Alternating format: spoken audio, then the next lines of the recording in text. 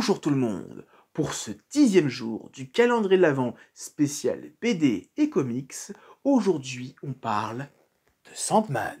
Alors, certains connaissent peut-être Sandman parce qu'il y a une adaptation live qui est sortie il y a 1 an ou 2 maintenant sur Netflix, qui est très très bien. Moi j'ai beaucoup aimé l'adaptation live.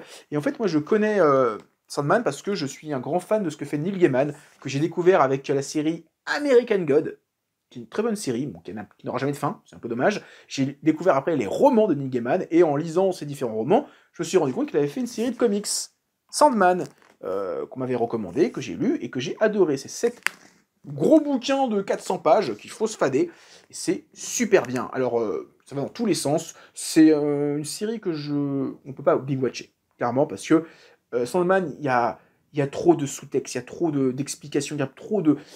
Il faut le lire, faut l'absorber, faut le digérer. Moi, je sais que quand je lisais l'intégrale, je lisais un numéro, je m'arrêtais, je relisais le numéro suivant le lendemain. Il fallait que j'ai le temps d'absorber tout ce qu'il y avait, parce qu'il y a trop de choses. Neil Gaiman, il met trop d'informations.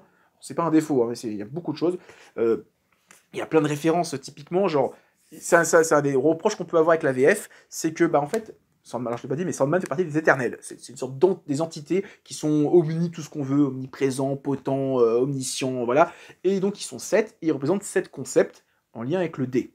Il y a destruction, dream, death, désir, délire, etc. Et donc, bah, en français, destruction, c'est destruction, délire, c'est délire, dream, c'est rêve, death, c'est mort. C'est dommage, on perd un peu ce D, on appelle les 7 D en anglais, bah, on les appelle juste les 7 en français. Et donc, Rêve, ou Morphée, ou Sandman, les 3 noms lui conviennent, et ben en fait c'est le petit frère de la mort, et un sorcier, en fait l'histoire commence avec un sorcier qui veut récupérer le pouvoir de la mort, sauf qu'il se trompe, et il récupère ceux de Rêve, qui se retrouve piégé pendant quasiment un siècle dans une cave, et quand il se libère, il veut se venger, il se venge, et il se rend compte après que son royaume, ben, pendant un siècle, c'est devenu la Kata, et donc il va remettre de l'ordre. Et après, on va suivre plein d'histoires, il va rencontrer des entités plus ou moins importantes dans le monde, genre typiquement les divinités mythologiques, le diable, Lucifer, qui est donc le Lucifer de la série Lucifer, c'est lié avec Neil Gaiman. C'est vraiment super bien, avec un personnage qui on va découvrir, est un peu dépressif sur les bords. Sandman, c'est à lire, c'est très particulier. La série live, pour moi, est très réussi. J'avais vraiment peur parce qu'il y a tellement de délires graphiques et de concepts que je me dis, mais comment tu peux les faire adapter en live? C'est typiquement l'histoire des chats des rêves, le rêve des chats. Et ils ont réussi à le faire. Je trouve ça génial. Sandman, à lire, absolument. C'est trop, trop, trop bien.